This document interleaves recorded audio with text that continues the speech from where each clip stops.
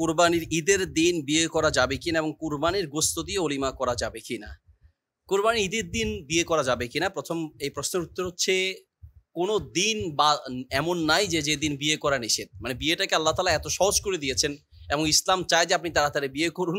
তো বিয়ে সহজ করতে গিয়ে এমন বিধান করেছেন যে দিন রাত এমন কোনো সময় নেই যখন বিয়ে করা যাবে না। এবং কি আপনার রোজা রাখা অবস্থায়ও যদি বিয়ের করতে চান সে অবস্থাও জায়েজ আছে, ঈদের দিনও জায়েজ আছে। সুবহানাল্লাহ। অথচ আমরা সামাজিকভাবে বিয়েটাকে এত কঠিন করে ফেলছি যার কারণে বিয়ের নাম শুনলেই মানুষ ভয় পায়।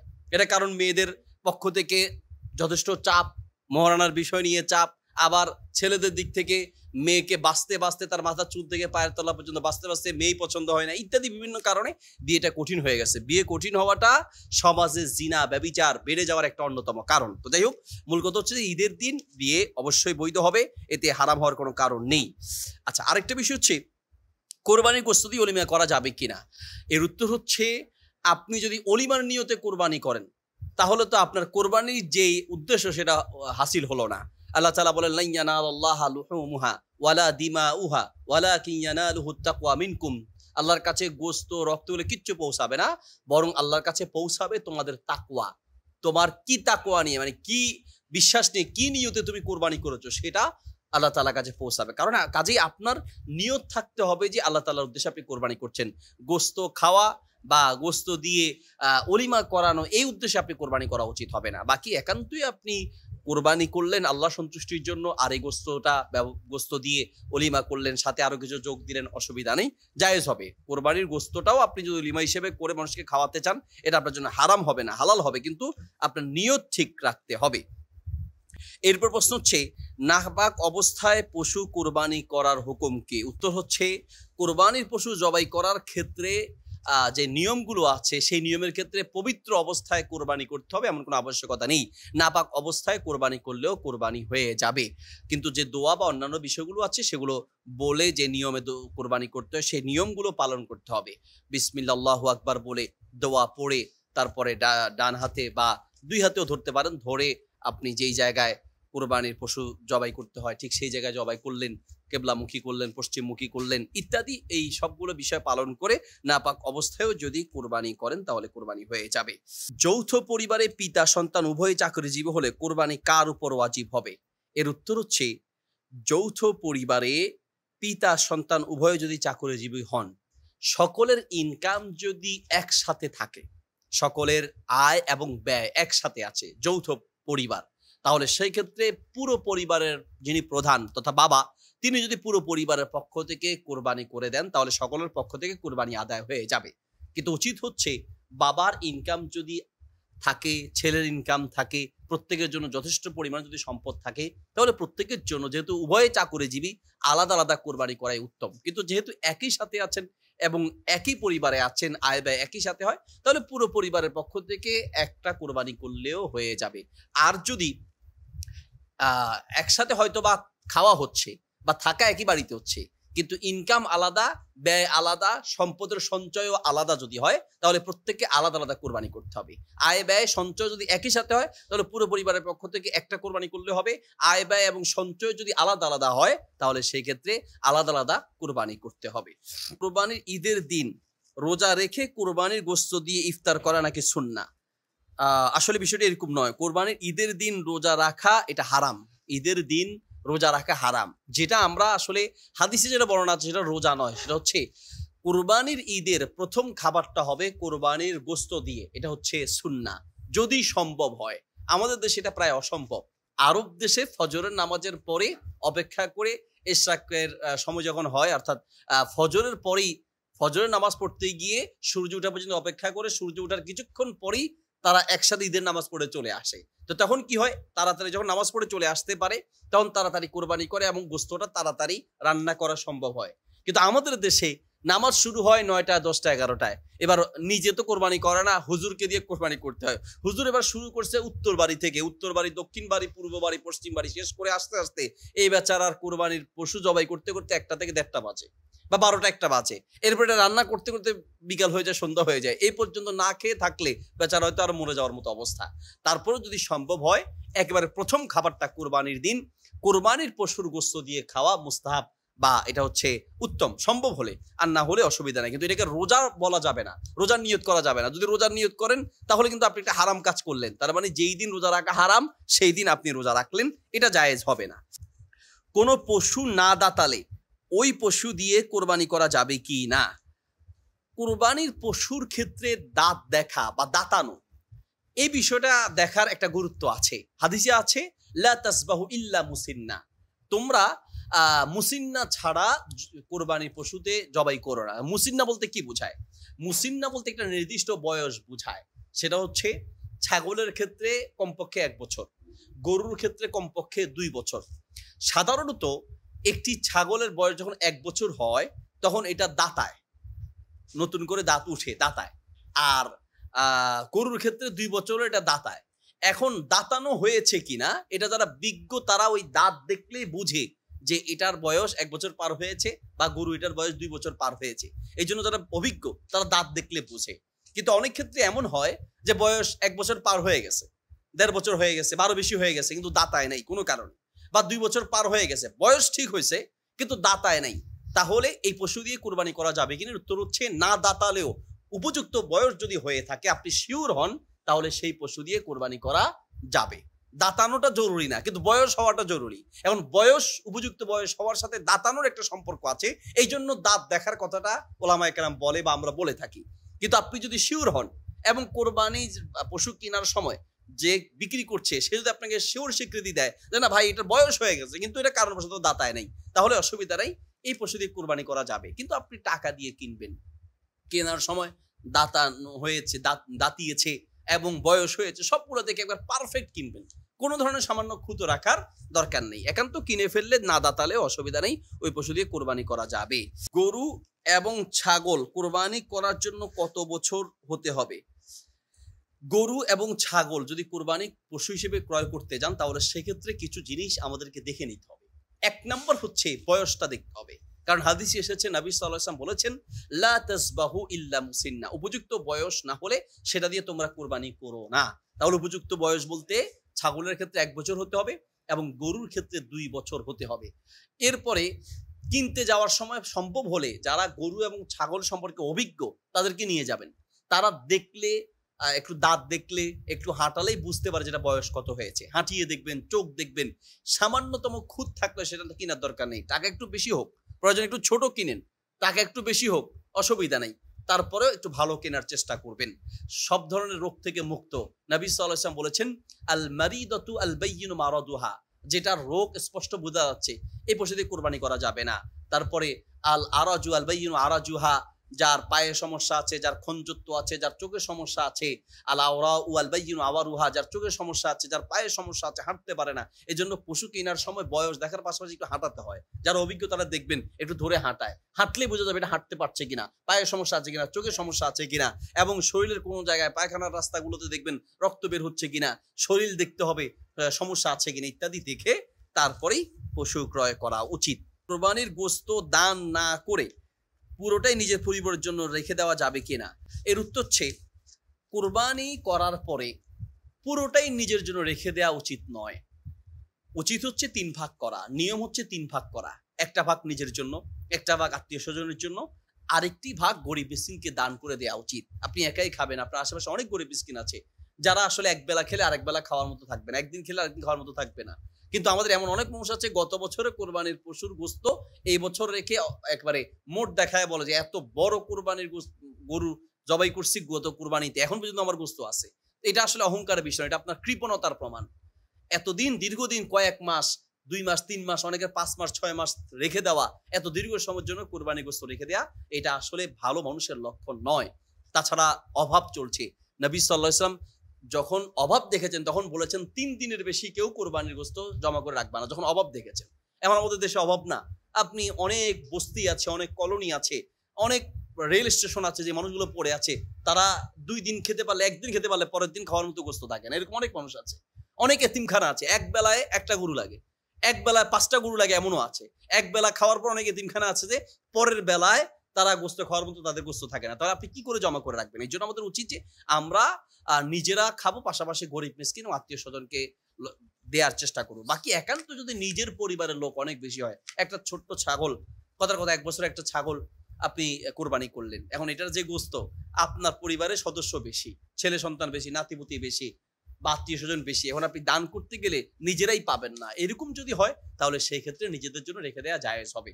একেবারেই 3টা ভাগই করতে হবে এরকম কোনো ফরজ আবশ্যকতা নেই, এটা উত্তম বা মুস্তাহাব। 3টা ভাগ করে গরিব মিসকিনকে 1 ভাগ দেয়া, নিজে 1 ভাগ এবং আত্মীয় স্বজনকে দেয়া, কিন্তু নিজের সদস্য বেশি হলে চাইলে আপনি রেখে দিতে পারবেন। কুরবানির পশু ক্রয় করার পর তাতে যদি দুধ থাকে তাহলে সেই দুধ খাওয়া যাবে কিনা? এর উত্তর হচ্ছে, কোরবানির পশু থেকে ফায়দা নেয়া বা এটা থেকে উপকার গ্রহণ করা জায়েজ নেই, উচিত হবে না। অর্থাৎ আপনি কোরবানির পশু ক্রয় করলেন, উদ্দেশ্য হচ্ছে এটা আপনি আল্লাহর রাস্তায় জবাই করবেন বা আল্লাহর রাস্তায় কোরবানি করবেন। এখন এখান থেকে আপনি দুধ গ্রহণ করলেন, তাহলে দুধটা আপনি বিনিময় হিসেবে নিয়ে নিলেন, এটা আপনার জন্য তখন হালাল হবে। দুধটা আপনি গ্রহণ করলে দুধের দাম সদকা করে দিবেন, দুধটা আপনি খেতে পারবেন, না খাওয়াই উত্তম, দান করে দিবেন। আর একান্ত যদি আপনি খান তাহলে এটার দাম কত হতে পারে সেটা আপনি সদকা করে দিবেন, কারণ আপনি ক্রয় করার পর থেকে এটা পুরোটা হচ্ছে আল্লাহর জন্য।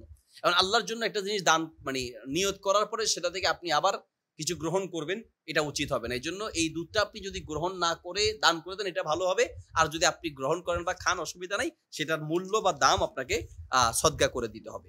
এরপর প্রশ্ন হচ্ছে, হাদিয়া প্রাপ্ত পশু দ্বারা নিজের ওয়াজিব কুরবানি আদায় হবে কি না? হাদিয়া প্রাপ্ত পশু দ্বারা নিজের কোরবানি আদায় হবে কিনা, উত্তর হচ্ছে, কেউ যদি আপনাকে হাদিয়া দেন, হাদিয়া হিসেবে একটা ছাগল দিয়েছে, গরু দিয়েছে, এবং সেটা দিয়ে আপনি কোরবানি করেন, তাহলে অসুবিধা নেই, আপনার পরে যে কোরবানির ওয়াজিব ছিল বা আবশ্যকতা ছিল সেটা আদায় হয়ে যাবে। তবে কারো কাছ থেকে হাদিয়া নেয়ার জন্য, পাওয়ার জন্য কোনো কৌশল করা যাবে না। শ্বশুর বাড়ি থেকে কোরবানির ছাগল পাওয়ার জন্য নিজে না কিনে শ্বশুর শাশুড়িকে বিভিন্ন ইঙ্গিতে বোঝানো, নিজের ওয়াইফকে বিভিন্ন ইঙ্গিতে বোঝানো এবং ইঙ্গিত দিয়ে বিভিন্নভাবে তাদের থেকে আদায় করে এবার নিজে কোরবানির পশু না কিনে আপনি সেটা কোরবানি করে দিলেন, তাহলে তো আল্লাহর কাছে সেটা কবুল হবে না। বাকি আপনার কোনো ইচ্ছা ছিল না, এমনি আত্মীয় স্বজনে কেউ আপনাকে একটা ছাগল বা একটা গরু হাদিয়ে দিয়েছে, তো সেই ছাগল বা গরু দিয়ে যদি আপনি কোরবানির আপনার উপরে যে আবশ্যকতা সেটা আদায় করতে চান, আদায় হয়ে যাবে, অসুবিধা নাই। ঠিক তেমনি কেউ যদি আপনাকে টাকা পয়সা দেয় হাদিয়া হিসেবে, সেটা দিয়ে আপনি হজ করতে চান, তো আপনার উপরে যে হজের ফরজ আছে সেটাও আদায় হয়ে যাবে। আপনাকে দিয়েছে হাদিয়া হিসেবে, আপনি যদি আপনার ফরজ আদায় করার জন্য সে টাকা ব্যবহার করেন, অসুবিধা নেই, আদায় হয়ে যাবে।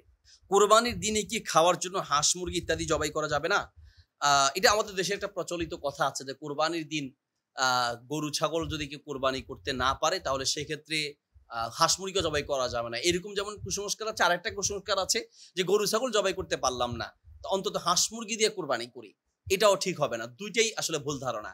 চাইলে আপনি প্রয়োজন সাপেক্ষে গরু ছাগলের পাশাপাশি হাঁস মুরগি জবাই করতে পারবেন, অসুবিধা নেই, জায়েজ আছে। পাশাপাশি গরু ছাগল দিয়ে কোরবানি করতে পারলেন না কিন্তু হাঁস মুরগি দিয়ে কোরবানি করবেন, যদি এমনটা করে থাকেন তাহলে আপনি আরেকটা অপরাধ করলেন। কারণ ইসলাম আপনাকে বাহিমাতুল আনআম, কোরআন বলে যে বাহিমাতুল আনআম দিয়ে আপনাকে কোরবানি করতে হবে। বাহিমাতুল আনআম হচ্ছে উট, গরু, ছাগল, মহিষ ইত্যাদি। তো হাঁস মুরগি বাহিমাতুল আনআমের অন্তর্ভুক্ত নয়। শরীয়ত আপনাকে যেটা দিয়ে কোরবানি করতে বলে নাই, আপনি সেটা দিয়ে যদি কোরবানি করতে যান তাহলে আপনি শরীয়তের আরেকটা বিধান লঙ্ঘন করলেন, এই জন্য আপনি হয়তো গুনাহগার হতে হবে। কাজেই হাঁস মুরগি কোরবানির নিয়তে জবাই করা যাবে না, এমনিতে খাওয়ার নিয়তে জবাই করা যাবে। স্বামী পশু কোরবানি করার দ্বারা স্ত্রীর কোরবানি আদায় হয়ে যাবে কি? হ্যাঁ, স্বামী স্ত্রী যদি একসাথে থাকেন এবং ইনকাম উভয়ের যখন একই সাথে হবে, অর্থাৎ আয় ব্যয় সঞ্চয় একই সাথে, তো সেই ক্ষেত্রে পুরো পরিবার পক্ষ থেকে স্বামী যদি কোরবানি করেন তাহলে সেই ক্ষেত্রে উভয়ের পক্ষ থেকে আদায় হয়ে যাবে। কোরবানির পশুর সৌন্দর্যের জন্য পশুর গলায় মালায় শিঙে মালা পরানো বা পশুকে সাজানো জায়েজ হবে কিনা?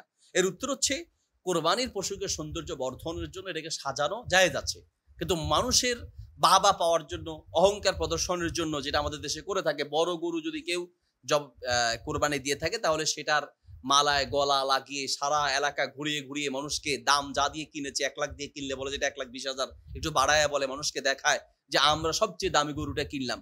এই উদ্দেশ্য যদি হয়, মানুষকে দেখানোর জন্য লৌকিকতা বা রিয়া উদ্দেশ্য হয়, তাহলে জায়েজ হবে না। আর এমনিতে কোরবানির পশুকে একটু সৌন্দর্য বর্ধনের জন্য মালা লাগানো বা একটু এটাকে সুন্দর রাখার জন্য কিছু ব্যবহার করা, এটা জায়েজ আছে।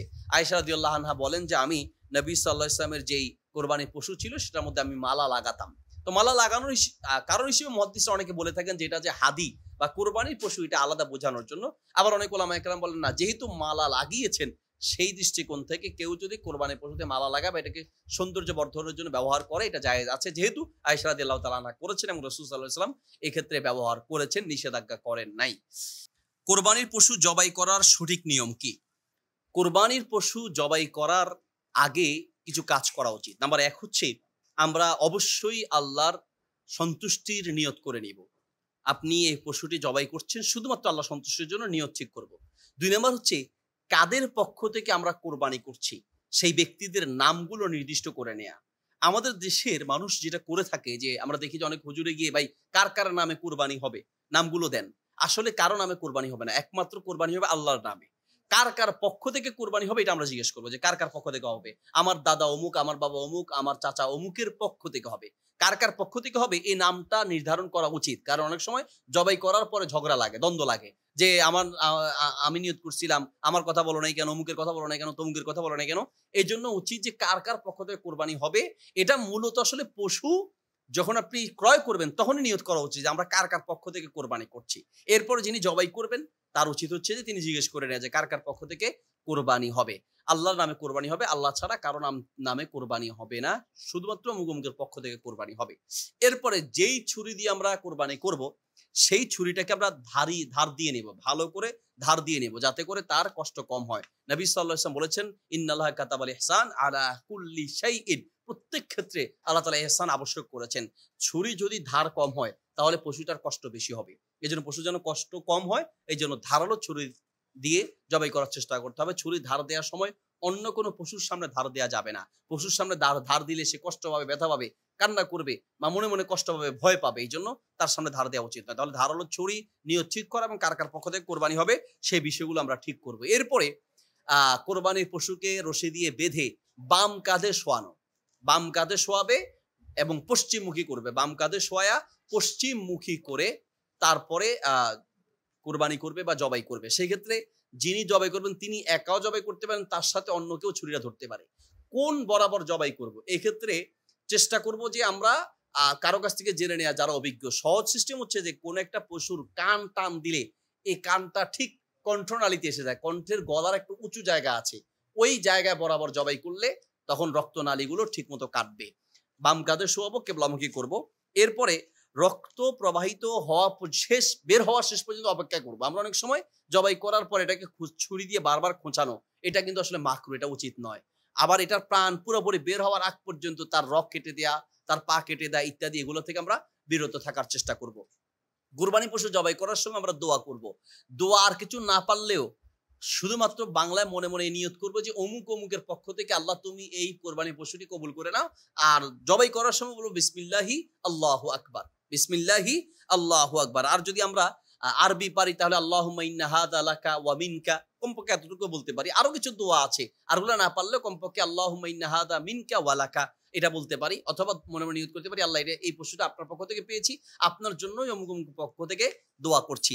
আল্লাহুম্মা তাকাব্বাল, যদি আরবি পারি তাহলে আল্লাহুম্মা তাকাব্বাল মিন্নি হলে আমার পক্ষ থেকে আল্লাহুম্মা তাকাব্বাল মিন্নি, আল্লাহ আপনি আমার পক্ষ থেকে কবুল করেন। আর অন্য কারো পক্ষ থেকে হলে আল্লাহুম্মা তাকাব্বাল মিন অমুক, আল্লাহুম্মা তাকাব্বাল মিন আব্দুল্লাহ, আল্লাহুম্মা তাকাব্বাল মিন ফাতিমাতা, মহিলা হলে মহিলার নাম, এইভাবে আমরা নাম বলতে পারি। অথবা বাংলায় বললেও হয়ে যাবে, তবে কমপক্ষে বিসমিল্লাহি আল্লাহু আকবার এটা বলতে হবে। বলার জন্য মনে রাখতে হবে যিনি জবাই করবেন তিনি বলবেন। একান্ত কোনো কারণ যদি বলতে ভুলে যায় অসুবিধা নেই, কোরবানি হয়ে যাবে, কিন্তু বলার চেষ্টা করা উচিত। আশা করি বুঝতে পেরেছেন। জাযাকুমুল্লাহ খায়ের। এরপর প্রশ্ন হচ্ছে কোরবানির গোশত কতদিন পর্যন্ত জমা করে রাখা যাবে? কোরবানির পশুর গোশত স্বাভাবিক অবস্থায় বেশি দিন জমা করে রাখা উচিত নয়। নবী সাল্লাল্লাহু আলাইহি ওয়াসাল্লাম যখন অভাব দেখেছিলেন এলাকায় বা দেশে, তখন তিনি বলেছিলেন ৩ দিনের বেশি কেউ কোরবানির গোশত জমা করে রাখবে না। অভাবগ্রস্ত অবস্থায় তিনি এই নির্দেশ দিয়েছিলেন। পরবর্তীতে যখন অভাব দূরীভূত হয়েছে তখন বলেছেন কুলু ওয়া আতিমু ওয়াদ্দাখিরু, তোমরা খাও, মানুষকে খাওয়াও আর জমা করে রাখো। যতদিন ইচ্ছে জমা করে রাখা যাবে, এই হাদিস থেকে বোঝা যায়। কিন্তু যেহেতু তিনি অভাবগ্রস্ত অবস্থায় তিনি ৩ দিনের বেশি রাখতে নিষেধ করেছেন, আর বর্তমানে আমাদের বাংলাদেশে যথেষ্ট অভাব চলছে। আমরা যারা হয়তো মধ্যবিত্ত বা যারা ধনী আছে তারা হয়তো বুঝতে পারছে না, কিন্তু এমন অনেক মানুষ আছে যে যারা যথেষ্ট অভাবে দিনাতিপাত করছে।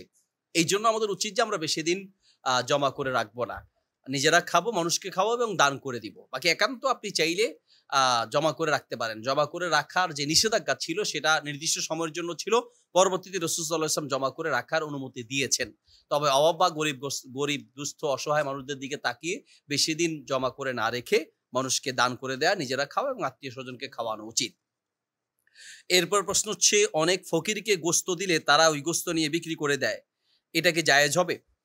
ফকির বা দরিদ্র মিসকিনকে গোস্ত দেওয়ার পরে তারা সেটা বিক্রি করুক অথবা নিজেরা খাক বা কাউকে দান করে দিক, এতে আপনার কোনো সমস্যা নেই। আপনি ফকিরকে দেওয়ার দায়িত্ব আপনি দিয়ে দিবেন। ফকিরের জন্য বিক্রি করা জায়েজ হবে, কিন্তু যিনি কোরবানি দাতা তার জন্য বিক্রি করা জায়েজ হবে না। কোরবানির পশুর কোনো অংশ যিনি কোরবানি দিবেন তার জন্য বিক্রি করা জায়েজ নেই। কিন্তু যাকে আপনি দিবেন গরিব মিসকিন অসহায়, সে নেয়ার পরে হয়তো সে তো আর গোস্ত খাবে না, সাথে হয়তো ভাত খেতে হবে, চাল কিনতে হবে, হলুদ মরিচ মশলা কিনতে হবে। এই জন্য সে যদি কিছু অংশ বিক্রি করতে চায় তার জন্য বিক্রি করা জায়েজ আছে। কিন্তু কোরবানি দাতার জন্য কোনো গোস্ত বা কোরবানির পশুর কোনো অংশ বিক্রি করতে পারবে না।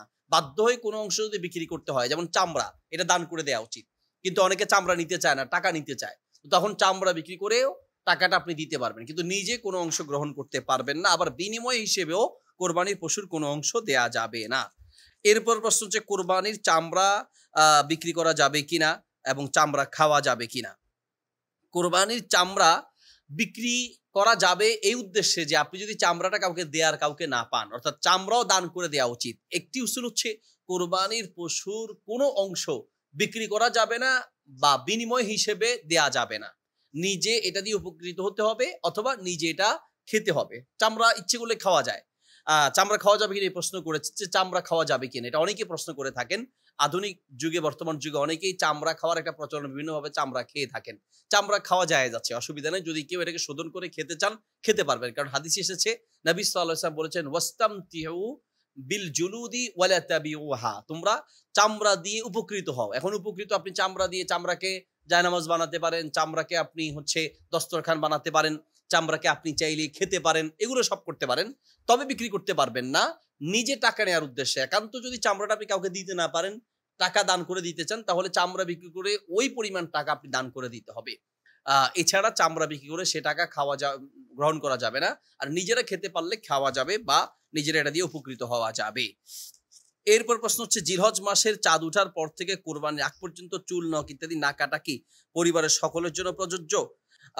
হাদিসের যে ভাষা তা হচ্ছে, নবী সাল্লাল্লাহু আলাইহি ওয়াসাল্লাম বলেছেন, মান আরাদা আন ইউদাহিয়া, যে ব্যক্তি কুরবানি করতে চায়।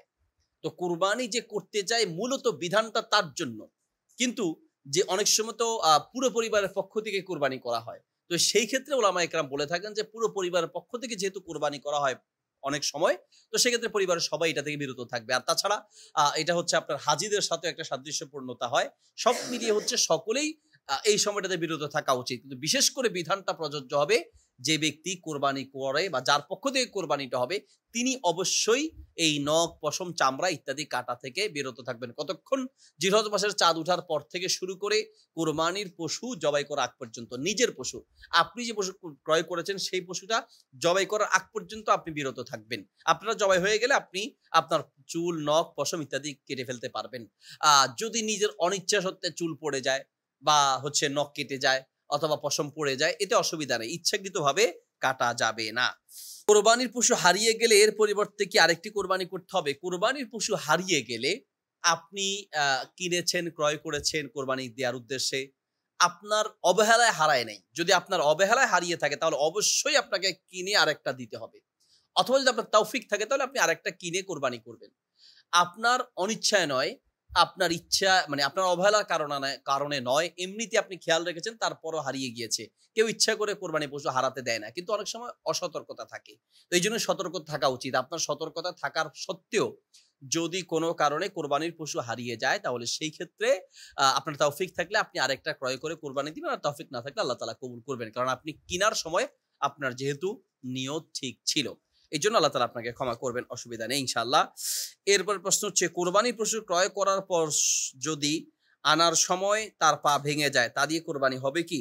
কোরবানির পশু ক্রয় করার পরে, ক্রয় করার আগে যদি আপনি সব ঠিকঠাক দেখে ক্রয় করেন, ক্রয় করার পরে আনার সময় নিয়ে আসতে গিয়ে গাড়িতে লেগে বা বিভিন্ন কারণে যদি পা ভেঙে যায়, অথবা বাড়িতে আনার পরে সে চোখ নষ্ট হয়ে গেছে, পা ভেঙে গেছে ইত্যাদি বড় ধরনের কোনো সমস্যা যদি হয়ে থাকে, যে সমস্যাগুলোর কারণে কোরবানি হয় না, তো সেই ক্ষেত্রে আপনি কি করবেন? এর উত্তর হচ্ছে, আপনার যদি তৌফিক থাকে তাহলে আপনি এটাকে বিক্রয় করে দিয়ে আরেকটা ভালো পশু ক্রয় করে সেটা দিয়ে আপনি কোরবানি করবেন। আর যদি তৌফিক না থাকে, আপনি চাইলে এই পশু দিয়েও কোরবানি করতে পারবেন। তবে সেই ক্ষেত্রে আপনার কোনো অবহেলা থাকা যাবে না। যদি এমনটা হয় যে আপনি কোরবানির পশু ক্রয় করে আপনার অবহেলার কারণেই তার পা ভেঙেছে, অর্থাৎ আপনি নিজেই রাগ করে এটার পা বাড়ি দিয়ে পা ভেঙে ফেলেছেন, অথবা আপনি আনার সময় বেখেয়ালে আপনার মানে কোনো সতর্কতা ছিল না, এটা ভাঙলে ভাঙুক, ব্যথা পাইলে পাক, চোখ নষ্ট হলে নষ্ট হোক ইত্যাদি, আপনি যদি অসতর্ক থাকেন আপনার অবহেলার কারণে তার পা ভেঙে যায় বা হচ্ছে চোখ নষ্ট হয় অথবা সে অসুস্থ হয়ে যায়, তাহলে সেক্ষেত্রে আপনাকে আরেকটা পশু ক্রয় করে কোরবানি করতে হবে। আর আপনার যদি অবহেলা না থাকে, আপনার সতর্কতা সব ঠিক ছিল, এরপরে অনিচ্ছা সত্ত্বে যদি কোরবানির পশু কোনো কারণে অসুস্থ হয়ে যায়, পা ভেঙে যায়, তাহলে সেটা দিয়ে আপনি কোরবানি করলে ইনশাল্লাহ কোরবানি আপনার কবুল হয়ে যাবে। তৌফিক থাকলে সবচেয়ে উত্তম আরেকটা এটা বিক্রি করে আরেকটা পশু কোরবানি করাটাই শ্রেয় বা উত্তম হবে। এরপর প্রশ্ন হচ্ছে, কোনো পশু জবাই করার পরে যদি উঠে দৌড় দেয় বা মাথা আলাদা হয়ে যায় অথবা লাফালাফি করে, তাহলে সেক্ষেত্রে করণীয় কি?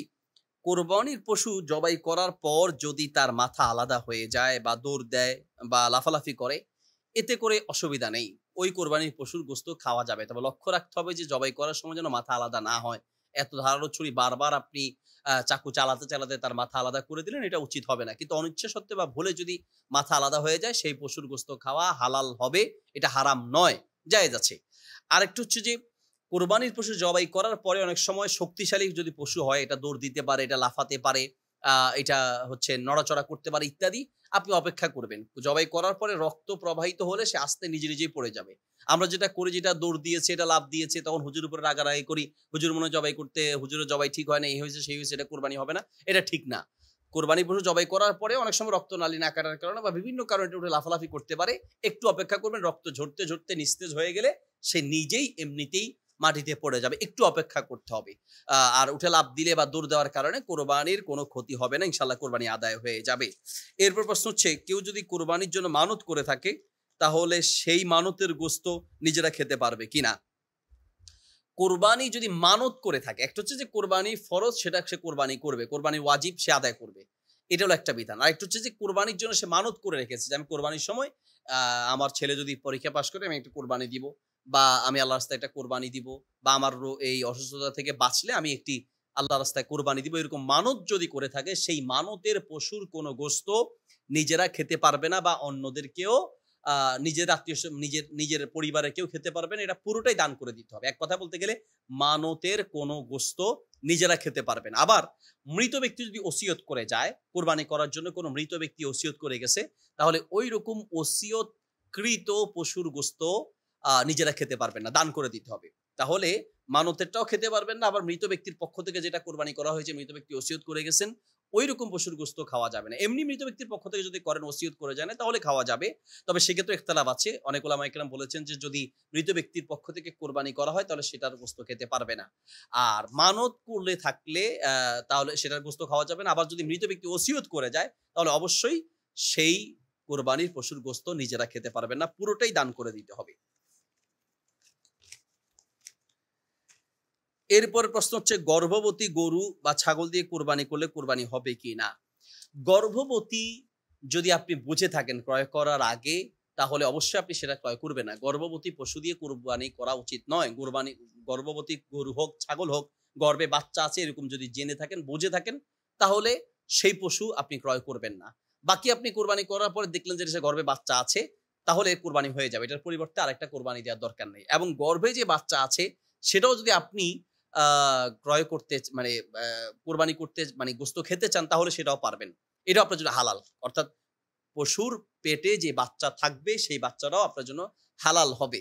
যদি আপনার রুচিতে ইচ্ছে হয়, রুচিতে কুলায়, তাহলে আপনি খেতে পারবেন, অসুবিধা নেই। না খেলে অসুবিধা নেই, কিন্তু আপনার কোরবানি কবুল হয়ে যাবে। হাদিসে এসেছে, নবী সাল্লাল্লাহু আলাইহি ওয়াসাল্লাম বলেছেন, যাকাতুল জানিন যাকাতু উম্মিহি, পেটের বাচ্চার কোরবানি মায়ের কোরবানির মাধ্যমেই হালাল হয়ে যায়, এটা আপনি খেতে পারবেন। যদি জীবিত বের হয়, তাহলে ওটাকে আবার জবাই করে আপনি খেতে পারবেন, অসুবিধা নেই। বাকি গর্ভবতী কোনো পশু দিয়ে কোরবানি করলে কোরবানি আদায় হয়ে যাবে। স্বাভাবিক অবস্থায় গর্ভবতী দেখে পশু ক্রয় করা উচিত হবে না। অভিভাবকের কোরবানি, পরিবারের অভিভাবকের কোরবানি করার পরে পরিবারের বাকি লোকদের কোরবানি কি হয়ে যাবে? যদি একই পরিবারের সকলের সঞ্চয় আয় ব্যয় একসাথে থাকে এবং কোরবানি করার সময় যদি কোরবানির অভিভাবক বা যিনি মূল দায়িত্বে আছেন, বাবা বা দাদা যিনি আছেন, তিনি যদি সকলের পক্ষ থেকে নিয়ত করেন যে আমি এবং আমার পরিবারের পক্ষ থেকে কোরবানি, তাহলে সকলের পক্ষ থেকে কোরবানি আদায় হয়ে যাবে। কোরবানির পশুকে কুকুর কামড়ালে সেক্ষেত্রে করণীয় কি? অনেক সময় কোরবানির পশু ক্রয় করার পরে গরু ছাগল বেঁধে রাখার পরে সেটাকে বিভিন্ন পশু কামড় দেয়, বিশেষ করে কুকুর বিভিন্ন যন্ত্রণা দেয়, জ্বালায় অথবা কামড়ানোর চেষ্টা করে। এইজন্য কোরবানির পশু ক্রয় করার পরে আমাদের সতর্ক থাকা উচিত, যাতে করে কোনো পশু, কোনো গরু, ছাগল বা কোরবানির কোনো পশুকে কোনো কুকুর যেন কামড়াতে না পারে। একান্ত যদি কামড় দিয়ে ফেলে তাহলে ডাক্তারের সাথে পরামর্শ করতে হবে। ডাক্তার যদি মনে করে থাকে যে তার কামড় বা তার শরীরে যে অবস্থা আছে এতে করে খেলে অন্যদের কোনো ক্ষতি হবে না, তাহলে এটা খাওয়া যেতে পারে। এখন খেলে শারীরিক কোনো ক্ষতি হবে কিনা গোস্তের কারণে, যেহেতু গোস্তে কামড় দিয়েছে, এটা ডাক্তারদের থেকে পরামর্শ করতে হবে। বাকি কুকুরে কামড় দেওয়ার কারণে কোরবানি করা আপনার জন্য হালাল হবে। এটার কারণে কোরবানি মানে কোরবানি হালাল হয়ে যাবে। তবে নিজেকে সতর্ক থাকতে হবে। যেহেতু আপনি আর ইচ্ছাকৃতভাবে কুকুরকে কামড়াতে দেন নাই। সতর্ক থাকার পরে অনেক সময় কুকুরে কামড় দিয়ে ফেলে। সেক্ষেত্রে আপনার কোরবানি কবুল হয়ে যাবে ইনশাআল্লাহ।